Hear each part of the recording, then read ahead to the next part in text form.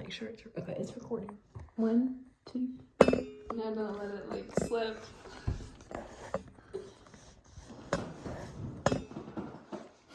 Okay. Hey, so my name's Abby, and I'm just going to be going over a few questions with you. Now, these are a little bit direct, but this is just to assess your safety and how you're feeling. I know you told us how it's been a little bit stressful at home lately with the passing of a grandparent and with your friends. So we just wanted to ask, in the past few weeks, have you wished that you were dead or not here? Mm-mm. No? Mm-mm. So in the past few weeks, have you felt that you or your family would be better off if you weren't here, if you were dead? Mm-mm. Okay, good. So in the past week, have you had any thoughts about killing yourself? I have not. Okay. And now, just, for clarity, have you ever tried to kill yourself in the past? I have not. Okay, good. Well, just know that if you ever experience these things, please reach out, please get help. We are just going to go over a quick safety plan. Would that be okay with you? Yeah. So this is just going to be something that you have just in case you ever have to, you ever need to access it, then you will go ahead, you'll already have this plan of action. So just thinking through warning signs that you might have. We're just going to list 3 different warning signs. So a warning sign is something you think, feel, or do as suicidal thoughts are starting to develop. So now can you think of any warning signs you have had in the past or could possibly come up? Maybe crying or self-harm, not eating. I have cried, yeah, and I've felt hopeless before, and maybe isolation too. Okay. So coping strategies are things that you do to on your own to help you feel a little bit better in the moment. So we're just going to go ahead and think of things that we can do to cope so you are able to be prepared if you ever have these feelings. So can you think of anything that you like to do or you think would be good to cope with those hard feelings?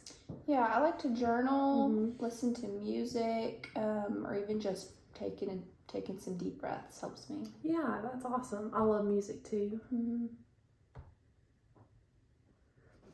So distractions are people or places that may offer comfort or help you take a break from the situations so you can start feeling and thinking differently. So it's kind of similar to coping too, just being able to do positive things that help reframe your mind, your mindset.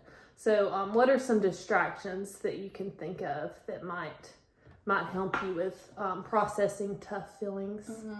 I enjoy talking to friends, maybe watching some TV or just going outside and taking a walk. Yeah, that's awesome.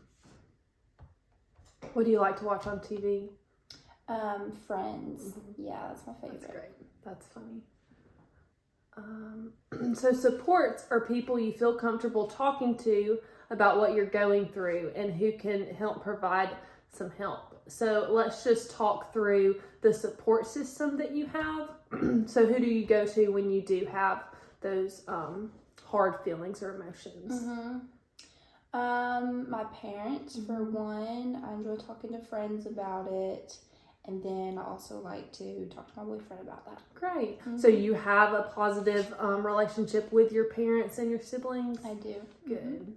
And you have a strong friend group and your boyfriend, that is all positive? Yes. Great. So I know that you have a lot of support within your parents and friends and your boyfriend. Now we're going to look at different professional support that you can have. Or do you have any professional support right now? I don't. Okay. So I am going to print out these numbers for you. The National Suicide Prevention Lifeline, and then there's a crisis text line. So both of these are available 24/7. You can also call the office and then they can direct you to help. So you are never alone if you do experience any of these feelings. It also sounds like you have a very positive support systems. You can reach out to them too. And I'll also get you these numbers. Okay. So this is a little bit of a different question. It's talking about having a safe environment. And so having items that can be used to harm yourself when you're in crisis can be dangerous. So are there any items that you have nearby that you think you could use to cause harm that maybe you or a parent or a sibling or a friend would be able to safely remove? Nothing I've ever thought about using, but maybe like some kitchen knives or razors. So maybe just something that if you were experiencing those feelings, you'd be able to let them know so they could remove those. Yeah. So here is a brief overview of the safety plan that we've developed. And I'm going to print this out for you right now along with these crisis numbers. And just know if you are ever feeling these things or experiencing these things, like that's okay. There's nothing wrong with that, but there is help available. Okay. And I would like to do a follow-up visit with you if that's okay. So would 2 weeks from now at the same time work for you? Yes. Okay, awesome. Thank you so much. Did it record? Yes.